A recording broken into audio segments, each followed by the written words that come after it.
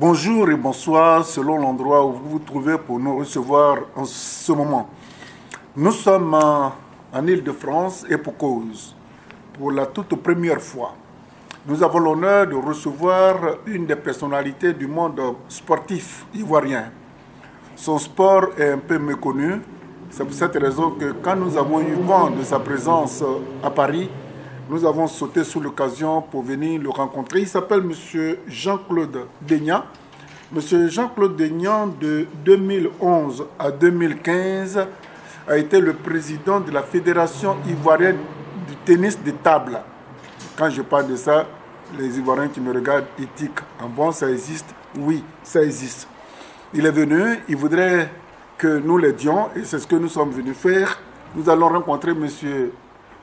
Deignan, avec qui nous allons faire le tour pour qu'il nous explique qu'est-ce que c'est qu'un tennis de table. Même si vous connaissez M. Jean-Claude Deignan. Claude Deignan. Oui. Bonjour. Bonjour. Soyez les bienvenus à Paris. Merci, merci. Alors, tennis de table, qu'est-ce que c'est? Bon, C'est quoi comme sport? C'est un sport comme tout autre, seulement que court, il se joue sur une table que divise un filet. Deux joueurs sont à même de jouer, une raquette en main, encore on peut faire ce qu'on appelle la doublette. Deux joueurs de chaque côté, et c'est comme ça que le son qui ressort des lancements de balles fait le ping-pong. Et c'est comme ça, terre à terre, nous avons le ping-pong. Ah, d'accord. Donc, c'est le tennis de table qu'on appelle le ping-pong. Le ping-pong. Ok. À l'état brut, on peut dire le ping-pong. D'accord. Maintenant, une fois déjà toutes les technicités s'y joignent, on parle maintenant de tennis de table. À ce moment, il y a des règlements pour marquer un point, pour perdre un point. Voilà. Et comment vous êtes arrivé à ce sport-là? Comment il vous est arrivé de participer? Bon, moi, personnellement, très jeune à l'époque, dans les années 76, nous étions dans un quartier dit un peu moderne. On accompagnait nos grands frères qui savaient saisir la raquette. Et c'est en les accompagnant, l'envie de jouer a germé en nous. Et c'est à cela, à des tournois, à des compétitions, nous allons, et puis jalousement, nous avons participé. Et c'est comme ça pour le grand footballeur que j'étais à l'époque, je me suis défait de ma paire de marques, des crampons. Et bonjour le tennis de table. Alors, quel est le parcours, votre parcours à vous? Personnellement, parcours, nous à l'époque, on jouait sans entraîneur. Parce que c'était nos frères de la sous-région, des expatriés qui étaient les plus nantis. Et c'est comme ça que chacun avait sa raquette, chacun son équipement et chacun faisait son jeu. C'est des années plus tard qu'on nous a adjoint des entraîneurs qui ont eu à rectifier, n'est-ce pas, les modes de jeu. Alors vous-même, votre parcours, comment vous pouvez nous le décrire? Bon, j'ai commencé un peu à l'âge de 15-16 ans. Et puis, puisque on n'était pas trop suivi, je n'ai pas fait grande performance, seulement que j'ai joué jusqu'au critérium. Le critérium qui est un mode de jeu qu'on met au profit des uns et des autres. C'est-à-dire que vous allez vous affronter, on prend les meilleurs de chaque groupe et puis on vous met ensemble. En ce moment sont connus les meilleurs de la place, c'est-à-dire que ceux qui vont jusqu'en demi-finale, finale et puis bien d'autres. Et puis c'est comme ça qu'on a marqué un peu la chose. Et la vie même est venue à nous parce qu'en groupe, nous étions là et nous jouons. Donc on parcourt pas trop merveilleux parce qu'on n'a pas trop entendu parler de moi. À l'époque, c'était nos frères de la sous-région. Donc à l'époque, nous avons M. Nizako, très jeune à l'époque, qui a eu la facilité de s'adonner à ce jeu. Étudiant, d'abord ça devait jouer en milieu universitaire, et il avait la chance de venir chaque fois en vacances à Paris. Et à ce jour, M. Nizako, il est le champion des vétérans de tennis de table en Côte d'Ivoire. Il continue? Il continue de jouer. Il n'y a pas une semaine, j'étais avec lui, j'ai organisé un tournoi où il a joué, il est encore le meilleur, la place. Et c'est un monsieur qui m'a beaucoup marqué, il dit, écoute, il ne sait pas qu'il y avait des jeux mieux que ça, mieux que le football pour moi. Et c'est comme ça que je suis resté au tennis de table. Et à partir de quand vous avez été intégré, reconnu par le ministère du sport ivoirien? Ça, c'est pratiquement en 1977. Là, j'ai participé à mon premier tournoi. Ça, c'était au tournoi de l'association sportive de l'aéroport. Encore à cette finale, j'ai vu encore ce monsieur Nizako qui est sorti champion en face d'un monsieur qu'on peut bien connaître, un chroniqueur sportif encore, un consultant sportif, Aimé Brière. Les deux étaient finalistes, c'est comme ça que vraiment l'envie de jouer a éclaté à moi. Ouais. Alors, vous êtes là, vous avez été 4 ans président de la Fédération ivoirienne du tennis de table. Tout à fait. Quel bilan vous faites de votre mandat? Bon, nous sommes africains, encore moins ivoiriens. Le bilan, je peux dire, il est positif. J'arrive à la tête de la Fédé, africain que nous sommes, sinon ivoiriens que nous sommes. Quelqu'un qui sort de l'ordinaire, qui n'était pas en Côte d'Ivoire, et du coup il vient, il veut prendre la fédération. Effectivement, je suis président. Et je me suis dit, mon mandat, il a pour programme d'activité formation des athlètes, formation des entraîneurs, ensuite les trophées.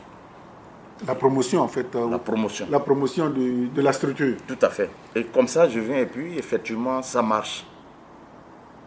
Je suis président de Fédé, j'ai dit, bon, j'ai vu aussi un de mes anciens, M. Nangui Anastase.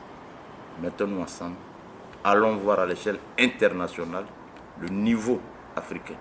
On vient mettre une équipe circuit, dont le jeune Ali Kanaté, un autre Joe Yann, Nguy Winer, et puis Dago Jean.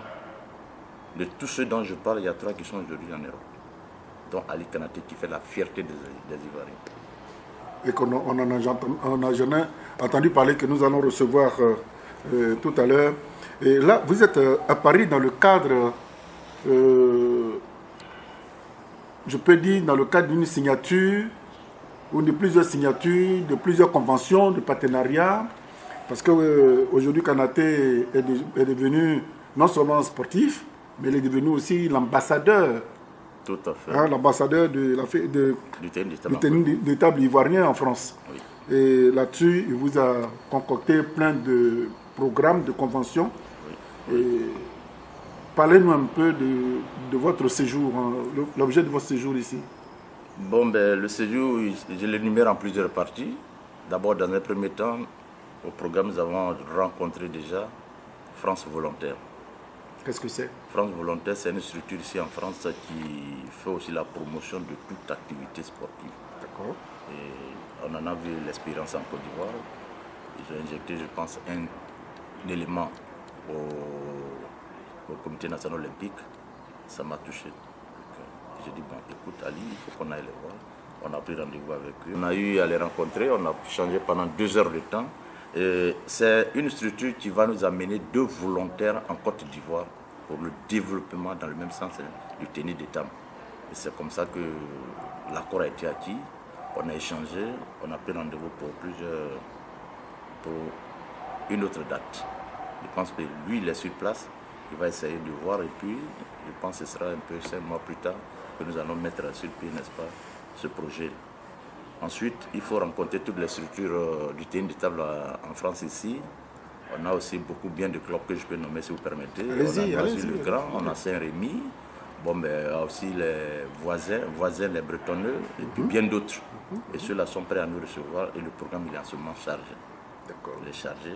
Nous irons aussi à Tout l'OIF. ça là, c'est à l'actif de Kanaté? Bon, l'actif de Kanaté. Actuellement, c'est lui qui est le socle de tous ces projets-là. C'est un enfant, il faut le dire, c'est un athlète, hein, il se donne beaucoup. Parce que de tout le temps, on a mûri l'idée de dire, Ali, va, où sont les autres? Quand on regarde la sous-région, ceux-là qui sont aujourd'hui les plus forts, ils ont des éléments ici, qui sont les pivots, n'est-ce pas, de ces athlètes-là. Et c'est comme ça que nous, on a eu la chance d'avoir Ali Kanaté, avec lui, nous faisons bon. Ben, en 2014, aux Jeux olympiques qui vont se dérouler à Paris, tous les sports quasiment mondiaux seront reconnus. Est-ce que vous avez fait acte de candidature? Pas encore fait acte de candidature. Nous allons aller en compétition, sinon aux Jeux africains très prochainement. Et puis, à partir de demain, nous allons essayer de déterminer notre orientation. Ceci étant fait, Ali étant sur place aussi, il va essayer de nous orienter de fort belle manière pour que la Côte d'Ivoire s'y impose. Et nous sommes sûrs d'être aussi à ce jeu, Paris 24. D'accord. Et aujourd'hui, comment vous expliquez le positionnement du tennis de table dans la politique du développement sportif au ministère de sport en Côte d'Ivoire? Bon, pour être franc, Il faut dire que aussi le ministère des Sports nous suit. À mon actif, j'ai fait 42 médailles. 14 en or, 10 en argent et puis 12 en bronze. Ce qui n'a jamais été atteint comme record. Et ça, tout le monde peut le reconnaître. Est-ce que vous avez un message à lancer à l'endroit des nouveaux tenants du pouvoir du tennis de table en Côte d'Ivoire, dont l'opacité de leur gestion est en train de bloquer l'évolution du sport du tennis de table? Tout ce que je peux dire, il faut être regardant. Ces athlètes, c'est des jeunes enfants qui se sont donnés à ce sport. Et puis même, il y en a qui ont fait fi d'aller à l'école, qui ont pris pour sport le tennis de table. Il faut les encourager. Mais ces enfants sont pris pour contre. Vous comprenez? L'enfant qui touche la raquette, il voit qu'il est en train de gravir d'échelon en échelon. Il dit, écoute-moi, le pin, c'est tout. Plus rien à faire. Mais ces enfants, il faut les amener loin. Pensez aussi à leur après-tennis de table. Leur insertion. Leur insertion dans la vie active. Et ça fait véritablement défaut. Pas pour me jeter des griffes, sinon que sans moi, Ali serait encore en train de cirer de ramer. L'envoyer aller acheter de la cigarette, écoute, regarde la monnaie. Mais un matin, je me lève, je dis, petit, tu as des talents, donne-toi au tennis de table. Donne-toi au tennis de table. Ça peut marcher pour toi. Il a suivi mes conseils. À 14 ans, déjà, Ali Kanaté représentait la Côte d'Ivoire et l'Afrique au championnat du monde. Puisqu'il était dans le Team Africa, ce qu'on appelle les 5 meilleurs d'Afrique. Et c'est comme ça tout est parti. Première compétition, Ali nous amène la médaille de bronze. C'est pas fini, on part encore en 2014, en Tunisie, au championnat d'Afrique, cadet junior. Ali fait 2 médailles, une d'argent, une bronze. Il n'y a pas mieux que de le suivre. Et c'est comme ça que j'interpelle les autorités, n'est-ce pas, la Fédération internationale du tennis de table. Grâce à une femme qu'on appelle Poluna, qui lui octroie une bourse de 7 000 $. L'année d'après, 10 000 $. Pas pour lui en poche, pour aller à tous les camps d'entraînement. C'est comme ça qu'il s'est trouvé en France. Ça, c'est la petite histoire d'Ali. C'est chanceux, Ali. Chanceux, mais vraiment, il a le cœur. Très poli, très simple comme garçon. Alors, donc, si aujourd'hui les Drogba sont cités, les Yaya sont cités, pourquoi vous voulez que Kanaté reste dans les oubliettes? Lui aussi dans son domaine, et il excelle très fort. Et donc, nous allons vous faire connaître tout à l'heure ce génie de tennis de table. Mais pour le moment, nous sommes avec celui qui l'a vu, qui l'a pris et qui l'a écouté, et qui, par ses conseils, Kanaté est aujourd'hui au sommet de son domaine, qui malheureusement, les gens refusent de faire la promotion et que nous sommes venus promouvoir aujourd'hui. Alors, M. Deignan, vous êtes aussi fondateur d'un centre sportif de formation. Cercle sportif Ivoire Tennis de Table, CSITT. Alors, qu'est-ce que c'est? Parce que vous, quand vous êtes parti de votre mandat, vous voulez dire rester les bras croisés, vous avez créé le centre? Bon, le centre, il existait, puis c'est le centre qui a fait de moi le président. D'accord. Donc, après mon mandat, il faut que je retourne à la case. C'est comme ça que je suis encore à la tête de moi, mon club. Et parlez-nous un peu de ce club-là. Cercle sportif Ivoire Tennis de Table, c'est un club comme tout autre, mais il fait plus du social. Les enfants déshérités, les enfants dont les parents n'ont pas trop de moyens, je les amène à la pratique du tennis de table. Je les aide, je les scolarise, je les soigne. En fait, ils font le tennis de table. Où vous tirez les ressources? Les ressources, je suis un enfant de Dieu et Dieu fait tout pour moi. C'est-à-dire, vous n'allez pas des dons. Vous n'allez pas quand même confondre le sport au pastorat? Non, pas du tout. Moi-même, je suis sportif. Et donc, je sais que l'enfant, il a besoin du matériel. Et le matériel, je l'ai grâce aux bonnes volontés. Ali ne cesse de ménager les efforts pour que j'ai du matériel. Et je n'en ai même pas besoin. Il m'envoie. Et je distribue à d'autres clubs. Et mes enfants, mes athlètes aussi, la même chose. Et vous êtes basé à Marcory? Nous sommes basés à Marcory. Mais j'ai des centres de formation dans différents quartiers. Oui, des centres pilotes, quoi. Voilà, c'est ça. Alors, quels sont les critères pour arriver à votre centre CSITT? Tout à fait. Il n'y a pas de critères en tant que tel, mais moi, je suis en balade, je recrute. Selon l'âge. Un enfant bien, tranquille, je le regarde. Je suis toujours en train de me promener avec dans mon sac une raquette et des balles. Tu m'intéresses, je viens te dire, ça va, tu sais ce que c'est le ping-pong? Non. Tu sais ce que c'est le tennis de table? Non. Je sors la balle, je sors la raquette, je l'amène à jongler et ça commence par dire, bon, je suis basé à tel centre. Viens me voir. Les mercredis soirs, les samedis soirs, viens me voir. Tu le fais gratuit. Je te donne, je ne demande rien aux parents. Je t'équipe tranquille. C'est comme ça que j'ai toujours fait. Alors, pour nous qui suivons un peu ce sport-là, en Asie, c'est très, très développé. Et comment vous expliquez que dans l'espace francophone, il faut que vous vous battiez corps et âme pour que vous puissiez faire la promotion. Et si vous n'avez pas cet amour-là, ben vous aurez jeté déjà vos raquettes. Oui, évidemment. Mais en Asie, c'est vraiment un sport très développé. Hein. Oui, mais ils ont développé non seulement aussi, Ali aura le temps de développer, de détailler ce volet. Mais chez nous, au tennis d'état, c'est un peu compliqué. Je donne un exemple un peu, je ne dis pas banal. Hein.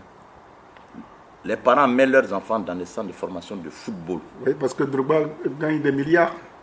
Moi, je vais chercher les enfants en famille. Je les trouve partout là où ils se trouvent. Quand ils viennent le soir, on demande à la maison, mais où tu as quitté la taille combien? On t'en donne quoi? Et puis les enfants sont emmerdés, les parents ne peuvent pas les encourager. Il faut aller 2-3 fois en famille pour que tu aies les enfants. Donc sur 10 enfants, au bout de l'année, tu te retrouves à 2. Parce qu'il n'y a pas de retour. On cherche des milliardaires. Des milliardaires. Donc, on traîne des luxes. Et puis, qu'est-ce que toi, tantôt même pour rire, les gens disent, mais ça, c'est quel jeu ça? Je dis, c'était une étape. Ça, c'était une tabourée. Bon, ça, c'est pour rigoler. Donc, voilà un peu. Et c'est comme ça qu'il faut tenir dur. On oublie de faire des cadeaux. Un enfant qui vient jouer, quand tu regardes le visage, parce qu'il faut être aussi psychologue, tu vois que l'enfant n'a pas mangé depuis le matin, il y a 14 heures. Ma fille, qu'est-ce que je passe? Mon petit, qu'est-ce que c'est pas? Non, monsieur, depuis le matin, je n'ai fait que bailler. Un enfant de 7 à 10 ans qui te dit ça, mais ça. C'est qu'à la maison, ça va pas aussi. Ça va pas. Non, il faut le tenir, souvent avec des petites galettes. Et puis, c'est comme ça on les mettait aujourd'hui, j'en ai 38. Tout compte fait dans mes 300 de formation, je suis aujourd'hui 155 ans. C'est comme ça on arrive. Et comment ça se passe? CP1, CE2, comment? Oui, on les appelle des catégories. Quand tu as l'âge qui varie jusqu'à 9 ans, tu es poussé. D'entre 10 à 11 ans, tu es Benjamin, ainsi de suite, comme senior, vétéran. Vétéran, ça c'est le monsieur Nizako, au-delà de 60 ans. Et quels sont vos rapports aujourd'hui avec le ministère du sport, vous-même particulièrement, en tant que responsable d'un centre de formation? Bon, moi personnellement, j'ai de larges côtes parce que je suis déjà passé à la tête de la Fédé. Comparativement à un autre président qui n'a pas d'entrée au ministère, bon, pour moi ça va. La communication, ça passe. Et quand je viens, je n'ai ménagé aucune fois pour avoir mon autorisation de sortie du territoire. Donc ça va. Ok. Alors nous sommes en fin d'entretien avec M. Jean-Claude Deignan qui nous a épluché difficultés, avantages, inconvénients de ce sport. Et je voudrais rappeler aussi aux parents ivoiriens qui nous regardent que vous soyez en Côte d'Ivoire ou dans n'importe quel pays, tout le monde ne peut pas devenir footballeur professionnel. Il y a d'autres clubs aussi, d'autres centres, d'autres sports qui peuvent permettre aux enfants de sortir de talents. Et quand nous avons rencontré M. Deignan, la moralité que nous tirons, c'est que bon, n'allez pas là où ça peut être compliqué. Allez-y là où ça peut vous permettre d'évoluer. Tout le monde ne peut pas être Drogba, mais tout le monde peut être quelqu'un, en fonction du nom que vous portez. Donc, monsieur Jean-Claude Deignan, nous sommes en fin d'entretien. Quel est votre mot de fin? Le mot de fin, à vous personnellement, je dis merci. Je suis sûr que cette interview va porter, ce sera à large ouverture, à large diffusion, je veux dire. Seulement, vous l'avez déjà touché, vous avez touché le problème du doigt. Nos parents, qu'ils laissent les enfants aussi pratiquer le sport de leur choix. Qu'on ne leur pose pas seulement le judo, l'athlétisme, le football. Avec le tennis de table, l'enfant peut arriver loin. Il peut aussi sauver la famille. Seulement, c'est l'encadrement. Nous sommes en train de mettre les vasés moyens pour un suivi de ces enfants-là. On a déjà un bon nombre en Europe. Je pense bien que nous allons essayer d'élargir le cercle pour que tout enfant qui pratique le tennis de table soit aussi un modèle. Pour que tout enfant qui pratique le tennis de table soit un modèle. Le message, il est passé. Je répète encore, Le tennis de table, c'est un sport qui aussi peut faire rentrer beaucoup d'honneur, de dignité, de matériel. Nous allons tout à l'heure rencontrer un des pratiquants. Et dites-vous bien, d'après M. Deignan, ce sport a fait obtenir dans le silence de leur prière beaucoup d'athlètes en Europe pour leur bien-être. Pourquoi rester quelque part où toi-même tu sais pertinemment que tu ne pourras pas évoluer?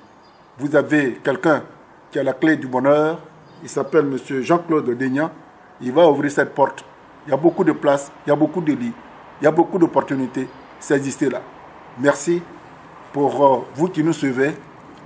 Désormais, quand on vous parle du tennis de table, courez-y comme vous allez regarder Drogba. Merci et à très bientôt.